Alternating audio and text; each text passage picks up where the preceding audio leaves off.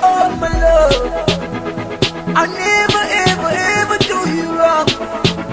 I will always, always, always do you right. I treat you like a queen. So, thank you, Lee, for joining me and the people watching for Imprint. Thank you for having me. Yes, sir. So would you mind telling me a little bit about yourself and kind of like your background and some of your general interests that kind of led you to start working on this particular mark that we'll be talking about today? Yeah. Official name is Olumide Yerokun. I'm originally born in Georgia. My parents are Nigerian. So I've lived a majority of my life in the South, but currently live in Philadelphia, PA. And I have a brand called Pidgin English. Okay, how is it moving from Georgia to Philadelphia? It's a I don't want to say it's a culture shock, just because I think like African parents prepare you for anything, but it's one of those situations where um, Georgia's has a slower pace. People are a little bit nicer. People say hi. People, like I guess for Nigerians and Africans, you're always told to greet your elders. Right. So you say hi when you see people. Philadelphia is more so just like you just pass people. You're not rude, but it's like No, it's rude. It's rude. it's definitely one of those things. Like I've definitely got like strange looks from saying hi to people, Right. and it's one of those things like no, I acknowledge that you're a human being. I see you, and we're passing each other, so I'm going to say hi. Like it's I don't get it why they get so nervous, but it might just be a northern thing. Did I tell you about how when I moved up to Philly and I would call people ma'am or sir and they'd be like, "Don't call me ma'am, I'm not old." They would get like aggressive. Did I tell you? Yeah, Yeah. yeah. That's a crazy thing too. Like saying like answering people properly was like what's going on here, and it's just Right. like so you like Okay. this is normal. Yeah. So, not everybody launches a clothing line in their spare time. So, what are some of what are some of your interests that you innately had that kind of led you down this path? I would definitely say like my parents were both big influences. I think for a lot of Nigerians, like we go to parties, birthday celebrations, weddings, things like that. Like seeing like the colors, I was heavily influenced by that.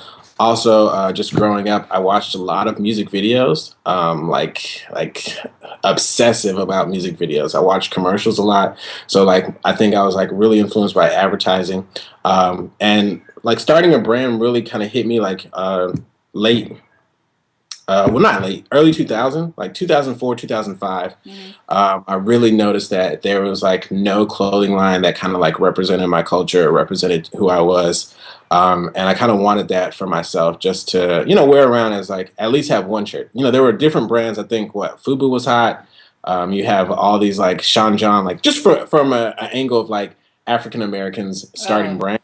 Yeah. So these things were like, well, yeah, food was hot. This is, whatever else is hot, but I wanted something to represent Africans, and so that's kind of like what sparked me diving into like, getting into starting my own brand. So after that, like I went to college, and in college, I started a brand called the African King.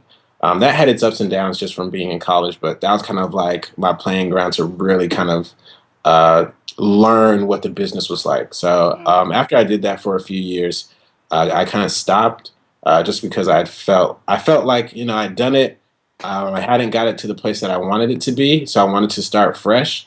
Kind of give myself some time to kind of like clear my head, like wash myself of an old brand. yeah. And so like I just started Pigeon English this year. So And congratulations. The launch was amazing. The website's amazing. Everyone thank watching, if you haven't yet checked it out, I'll allow for Olu to give his links, but it's really nice.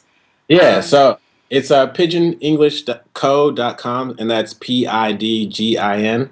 So don't spell it like a literal pigeon. It's more so it's a play on West African culture, and Pidgin English kind of being one of those.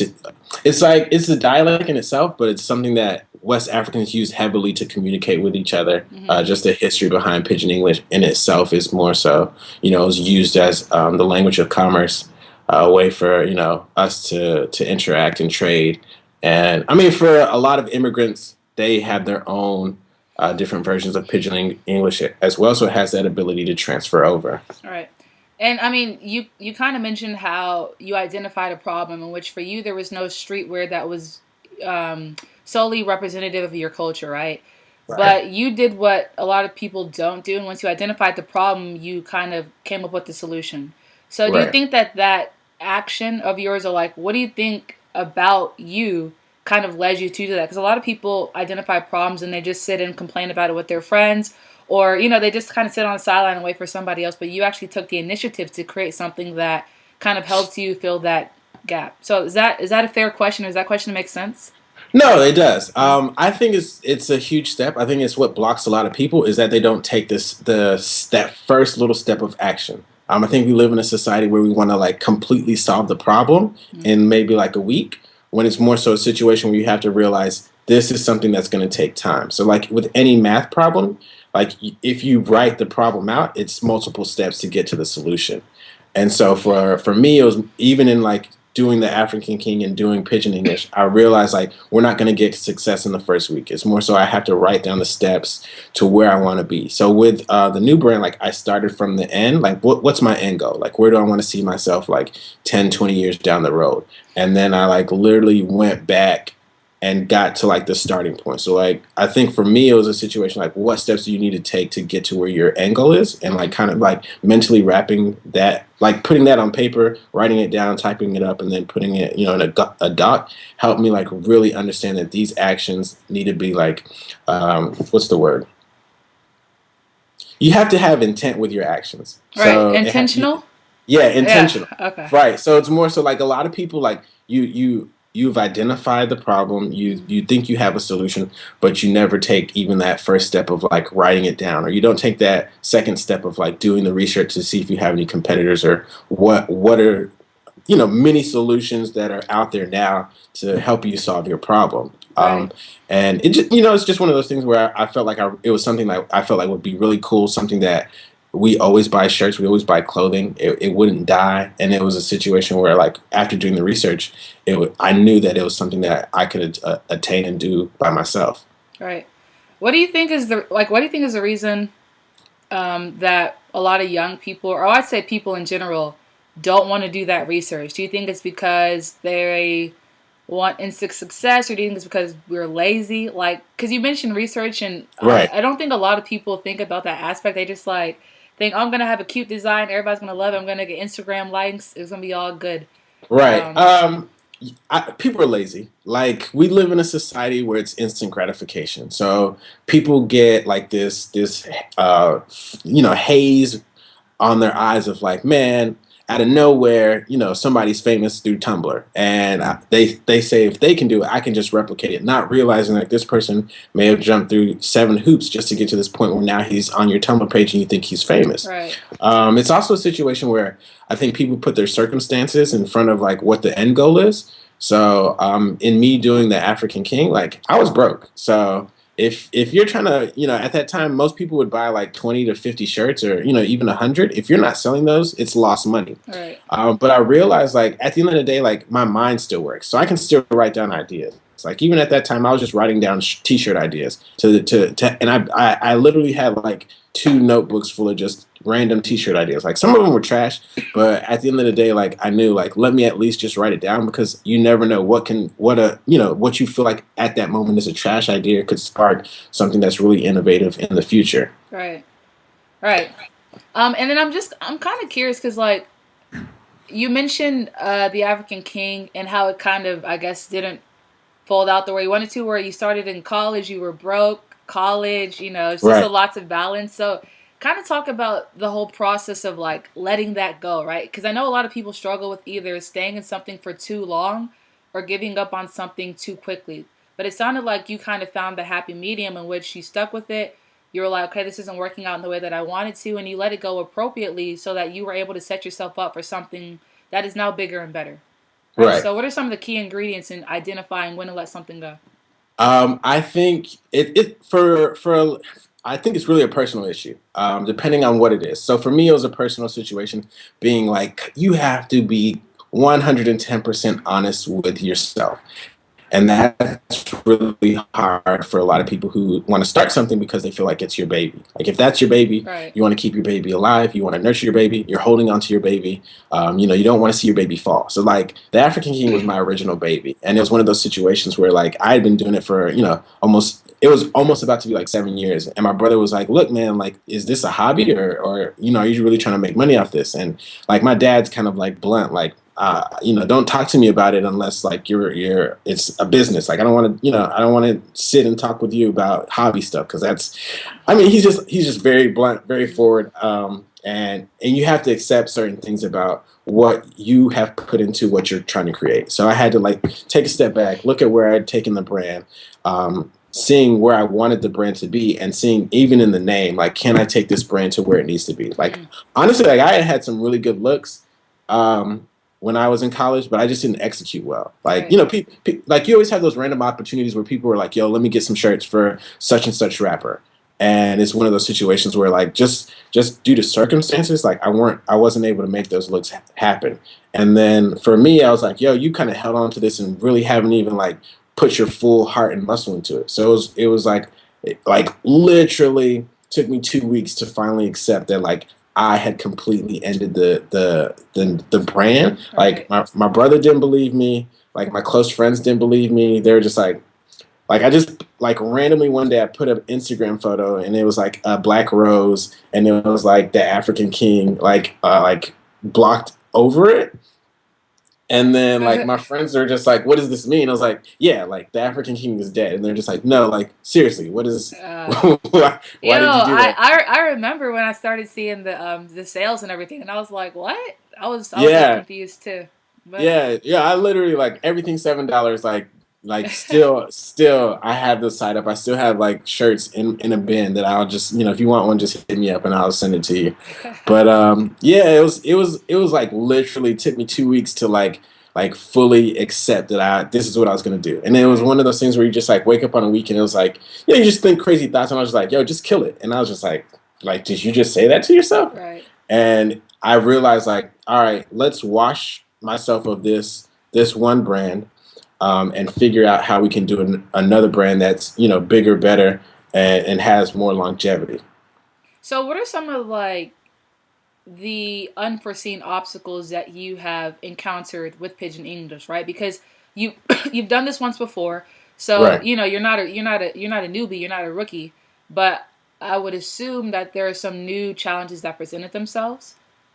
Yeah, it's one of those situations where it's like getting more exposure. So like Mm. in like 2008, 2009, 2010, like getting exposure, people were blogging. People were really blogging about streetwear. Anybody would like you had like like 15, 20, 30 streetwear blogs that you could just send out a mass email like, yo, this is my brand, and they would post about it like no questions asked. Right, Nowadays right. it's like, who's blogging about streetwear?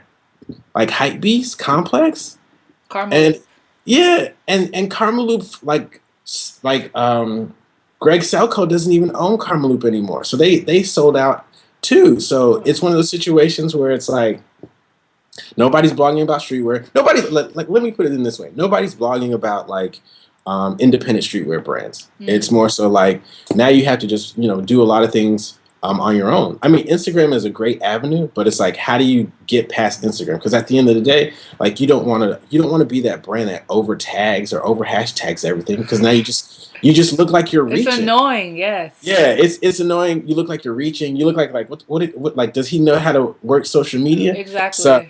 so for me, it's been like building a lot of relationships, really trying to make sure like um, this new brand is more collaborative because Mm. you can't do anything by yourself anymore. Well, you can, but like some things you have to like you have to work with people to build what you want, Yeah. because in essence everybody has different talents. And at the end of the day, like I know I can't do it by myself. I've had some help from friends. I've also identified brands and people that I want to work with, and it's always about like presenting them with a good opportunity that's you bring something to the plate, they bring something to the plate, and Right. that's really kind of like it's been an obstacle, but it's also been like the one thing that I kind of mixed with doing the old brand. I was just more so like, all right, let's put out 2 shirts. Oh, these didn't sell. Okay, well let's do some more shirts. Mm. And it's like, well, you didn't even try to like strategically push those first two shirts? Like, why are you Right. going to the next step? So it's one of those things. Even in like, I'm about to drop a new collection. It's like, well, let's make sure like the old shirts even get some more plugs, so that once the old shirts get plugged, I can just like quickly send them something new. Like, well, we just dropped a new shirt. Here's some more stuff. You mentioned collaboration, and you already know I'm 100% in agreement with you. I think that we kind of split our audiences way too much. We split our talents way too much when we can be working together to accomplish what a lot of us want to accomplish. So, with that being said, I think as far as I'm concerned, you're the only person behind Pidgin English. Do you have any teammates? So technically no, but I had like my friends help me. Like my friends help me with the website. They help me with my graphics. But I'm the main person like coming up with all the concepts, kind of doing like creative direction in terms of lookbook. Kind of like it's two other people that help me. But it's kind of like more so everything's I guess from my brain, and I get like feedback and assistance from them in terms of like certain technical things that I can't do. Okay, so how do you go about reaching out to these people? Are they just friends that you already have in life, or do you reach out to them through the internet? Or So it's actually twofold. Like some of them are just we like my friend Manny. We just met up at one of my uncle's. What was he having? He was doing a book tour, uh, and so he does graphics. So I told him like, yo, I had this brand called the African King. He saw my work. He was like, yo, this is really good. If you need any help, let me know. And I was like, cool. And then I was like, yo, I do social media. So if you ever need social media work, just let me know, and we can trade services. And it was just one of those situations where we both kind of had a passion for the African diaspora, and it worked well. right. Even with people like who do photography, like I literally just reached out, and I mean it's a little bit easier when you like you find a cool African that's doing something creative, just Right. because like there's always this like African connection, but it's also one of the things where you want to build with people. So I mean, living in Philadelphia, like I've kind of met some really cool Africans in the area, so it's like just getting lunch with them, hitting them up, like hanging out, just really trying to build and seeing where like our talents can like cross each other has really helped a lot. Just because like you never know who somebody else is gonna meet, and they never know who you are gonna meet, and it's one of those situations where like I literally go out nowadays, and I love it just for the opportunity to like help somebody else that I know. Like Mm-hmm. if I'm like, yo, we're doing this and doing that, I'm like, yo, Beulah would be perfect for that. Like literally, like I have these thoughts in my head all the time. Like, yo, this Yeah. person would be perfect for that. And it's one of those situations where like, you don't want to be fake about it and just be throwing out people's names, but you also have to like realize like, all right, well, this person mentioned something. Let me take a step back. Let's write it Right. down and figure out like, is this feasible? Because people, a lot of people nowadays would just be like, oh yeah, I'm gonna show you the good look. Like I'm gonna look out. I'm gonna look out, and Yeah. and and stuff never happens because like they never like really like wrote something tangible down. Mm-hmm. It was one of those situations where it sounded good, and on paper, I mean, in your head, everything sounds good. But once you write it down, you have to accept like whoever you're trying to pitch, they have to see the value in what you're pitching. They have to, say like, all right, this really sounds good. So that when you call your friends, it's just a situation of like, yo, this is what it is. This is what I need you to do. Like, I know you're good at this. Like, how are we gonna make this happen? You mentioned like meeting people in Philadelphia and being like, "Yo, I know so and so." I've actually found myself dropping your name a few times. And one Awesome. time, I told someone that already knew you, and they're like, "Are you talking about Olu?" I was like, "Oh yeah." They're like, "Yeah, you told me about him before." Oh man, I felt like such a groupie. I was like, "Oh okay, I'm gonna stop telling people about Olu." But yeah, no, I definitely found myself doing that too, and that's why I mean I like Philadelphia. For some reason, it seems like more of a hub. I feel like New York has a little bit too much going on, and DC, I don't know what those people are doing. But Philly, I definitely feel like the African connection you were talking about. Yeah. Yeah. So that's. Like low key, we have some real heavyweights in the city. Hmm. I think if people did their research, they'd realize like Philly has some really dope Africans, like real. Well, and I'm not even saying like dope in the sense of like their reach is the USA. I'm saying like dope in the sense like their reach is literally international, where like you never know who might just be like, oh yeah, I'm in Australia. Oh, of Right. course I know Beulah. Like she Right. does, Right. NC Boto, like bam, off jump. So Yeah. it's one of those situations where like I love it too. I've been able to have some opportunities where it's like, yeah, we need to figure out how to kind of build this Philadelphia thing that's going on. Right. So what are some of your like what are your hopes? And I just like stumbled all. I was like, oh, what do you mean? um, What are some of your hopes for Pigeon English? Like you kind of talked about. To me, it sounded like the necessity of building a blueprint, right? So you kind of talked about some of the lessons you learned from the African king, some of the background information, the research, whatever. So I'm assuming, and I hope that you also kind of laid out what your hopes are, so that you could yeah. have metrics to measure your success. So what are Yeah. some of your hopes? So one of the hope, like the end goal per se is like for Pigeon English to have its own store. Like I want a creative space where there's the portion to sell clothes, and then there's a portion to do like special events, or enough space where we can switch things around. Like we can move the clothes into the back and turn it into an event space. Um, I mean, for me, I've realized like there's no menswear brand in America that's really one in terms of like African inspired such and such blah blah blah. Like there's probably about like I mean, I have a list of like the top brands in America. Mm, And nobody's gotten to a point where it's like, yeah, I have, a stock list of like 7 stores in America. Like there are brands internationally that like that have amassed enough fame or whatever you call it to be in different stores. But in right. America, in terms of menswear or even streetwear for men, like it hasn't happened. And it's one of those interesting things that I'm always trying to figure out like why. And I think it's more so because like a lot of us have started these brands in college. And at the end of the day, once you graduate, you can't like I think for some it's like you can't tell your parents like, yeah, I'm going to stick to the streetwear thing. They're kind of like, go get a job, be a real adult. And you're like, yeah, but I just sold like 50 shirts in 2 minutes. Like, what Right, you right. saying? So I kind of want to be. I can't even say I kind of. I want to be the first. Like at the end of the day, like I'm competitive, and innately Africans are competitive, but we always don't want to like directly say it. Like, look, I want to be the first. I want to be one of the best. I want you to know, like, yo, like he came out of nowhere and like really beat the competition. So before I die, Pigeon English will have its own store. Yes, you better And prophesy, Older. and Yo, it there.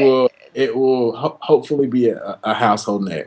There's nothing wrong with wanting to be the Beyonce of African men's streetwear. Do it. You know what I mean? Just, just get out there and do it. Yeah, that's amazing to say, and it also takes some like courage and boldness to say that because a lot of people are just, oh no, just whatever happens happens, and they don't want to declare what they want to achieve.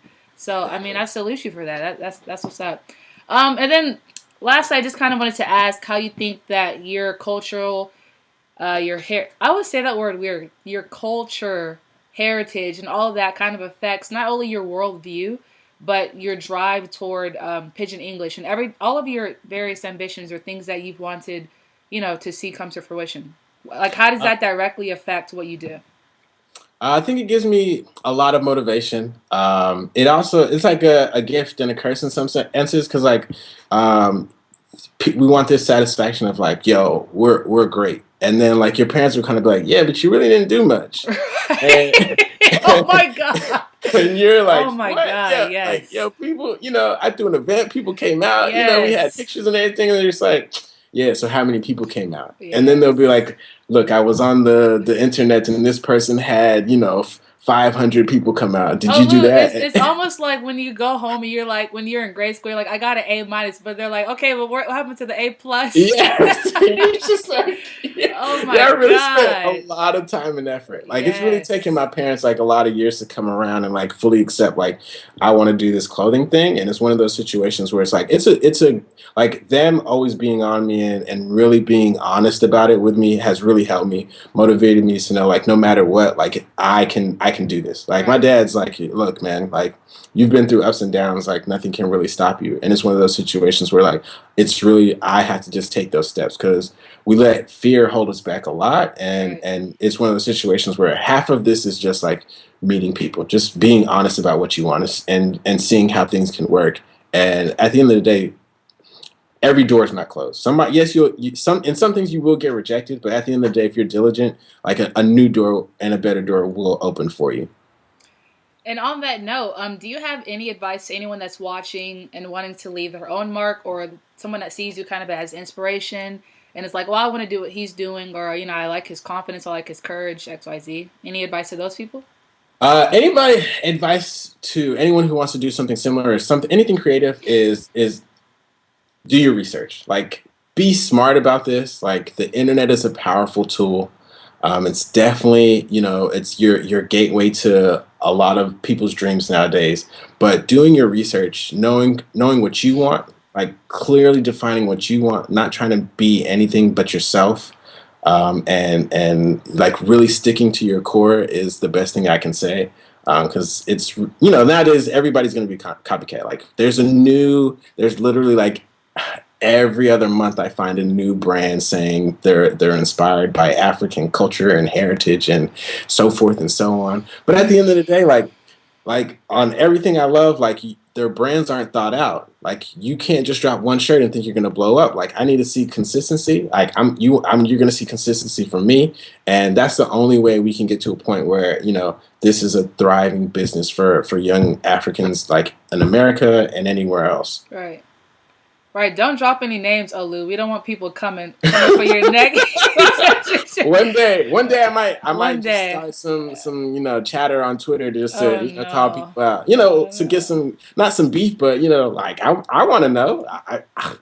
Honestly, like, if we want to, we'll have to do it like in person one day. Like, I'll let you know which brands I like, which ones I think could do better. I don't want to say they're trash, but that maybe just didn't have proper vision in what they were trying to do. But they're out there.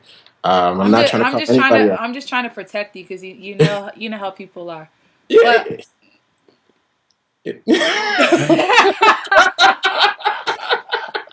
yo, I mean, okay. Well, yeah. So, I just want to wrap up in asking, what's your mark? Feel free to reach out and share your aspirations, ambitions, and accomplishments. Once again, I want to thank Olu of Pidgin English for taking the time out to talk with me. Thank you, Olu. Do you have any social media that you want to share with people, by the way? Oh yeah. So my personal Twitter and Instagram is the African King, all spelled out together. The brand's Instagram is Pidgin English. It's pidginenglishco.com. We have a Twitter, which is Pidgin English Co. as well. And you can find me online if you just Google the African King or Pidgin English Co. All right, and just in case y'all didn't get the memo, Olu lives in Philadelphia. So if you're in Philly Yes. and you want to connect, Olu's the guy. He knows everybody. Yeah, and that concludes this installment of Imprint. I love my baby, that's my baby. I kiss my baby.